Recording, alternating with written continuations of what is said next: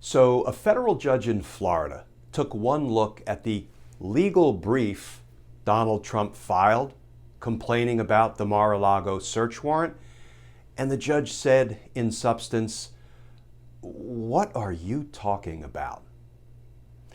Let's us talk about that, because justice matters.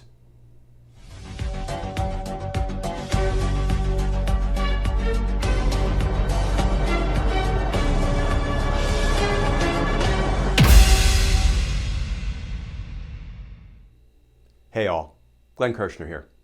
So as we all now know, the FBI hit Donald Trump's Florida home, Mar-a-Lago, with a search warrant and recovered tons of classified materials. Classified materials that Donald Trump stole from the federal government and then concealed from the federal government, notwithstanding request after subpoena. And then finally, it culminated in the execution of a search warrant so the FBI, the Department of Justice, could seize the evidence of crime Donald Trump was concealing at Mar-a-Lago. And now Donald Trump has filed something in federal court in Florida. I hesitate to call the something a legal brief. You'll see why in a minute. But let's start with the reporting about this thing that Donald Trump filed in court. This from Politico. Headline: Trump files suit demanding special master in Mar-a-Lago search case. And that article begins, former President Donald Trump made his first foray into the legal fight over the FBI search of his Mar-a-Lago estate, seeking the appointment of a special master to screen seized materials for potential privileged information. And now this thing, this suit that Donald Trump filed, has landed in the lap of a federal court judge down in Florida, and that judge just said a little something about what Donald Trump filed. But before we get to that, let's have a quick look at some of what is contained in Donald Trump's recent court filing. It's captioned, "Motion for Judicial Oversight and Additional Relief." Frankly, I think we're the ones who need the relief. And this court filing opens like a Trump fundraising email. President Donald J. Trump is the clear frontrunner in the 2024 Republican presidential primary and in the 2024 general election, should he decide to run. Oh, and then in case anybody missed it, he says it again on page 10. President Donald J. Trump is the clear front runner in the... Yeah, we know, sport. He already said that back on page 1. And then he fills this legal filing with lies.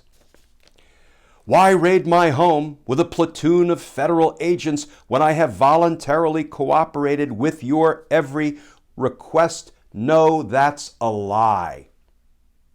He refused to cooperate with every request of the federal government for the return of these materials. The National Archives representatives went down there and collected up 15 boxes that he stole. He said that was all. Well, no, then some counterterrorism officials and FBI agents from the Department of Justice went down there, and he assured them that they already had everything, which was a lie.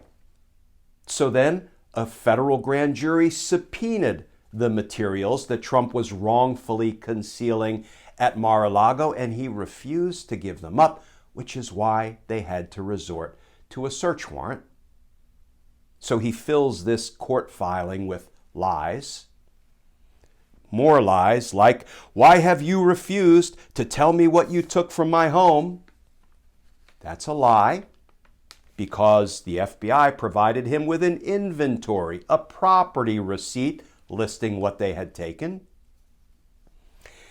And then he actually devotes a whole section of this court filing to the following topic. The government has long treated President Donald J. Trump unfairly All right, friends, I'll stop there. Now, not surprisingly, the federal judge in whose lap this court filing landed, a judge that was appointed by Donald Trump and, are you ready for this, was confirmed by Mitch McConnell's Senate after Trump lost the election. That judge's name is Aileen Cannon. Even Judge Cannon couldn't take it.